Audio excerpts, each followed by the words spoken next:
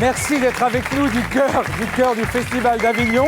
Vous connaissez la femme qui descend maintenant cet escalier avec tant de charme et d'élégance, mais je pense que vous ne connaissez pas son nom.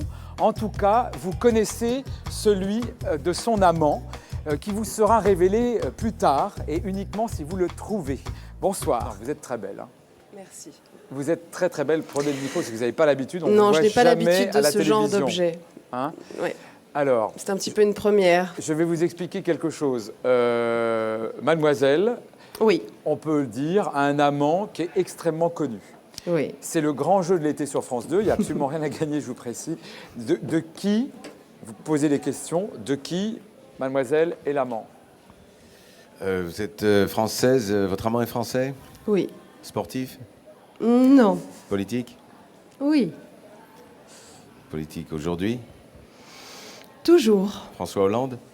Pas du tout. Est-ce que vous m'avez bien regardé?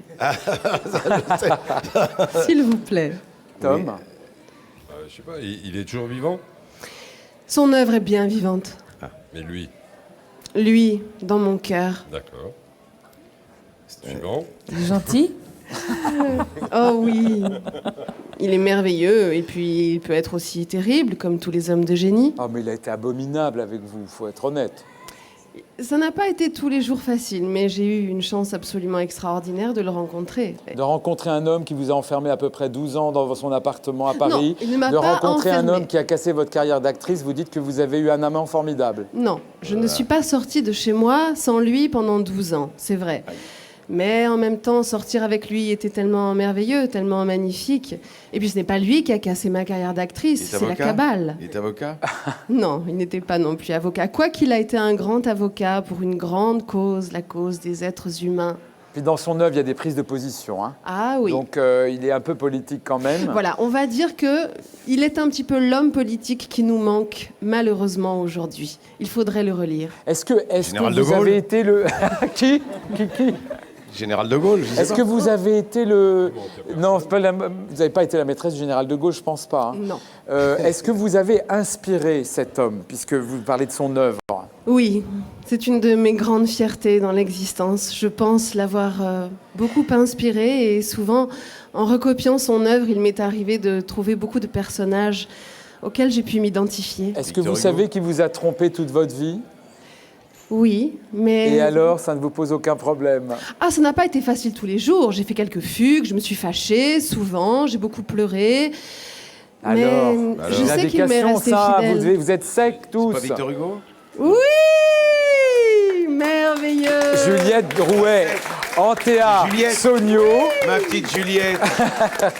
Antea Sogno joue, mais alors avec une passion, elle a fait un travail d'historienne aussi et de psychologue, la maîtresse de Juliette Drouet. Mais ce qui est intéressant, c'est que le spectacle qui est présenté ici en Avignon, hein, qui s'appelle Victor Hugo, mon amour. Victor Hugo, mon amour. Oh là là, ça fait 3 ans que vous partez d'Avignon, allez en France, à Paris et revenez.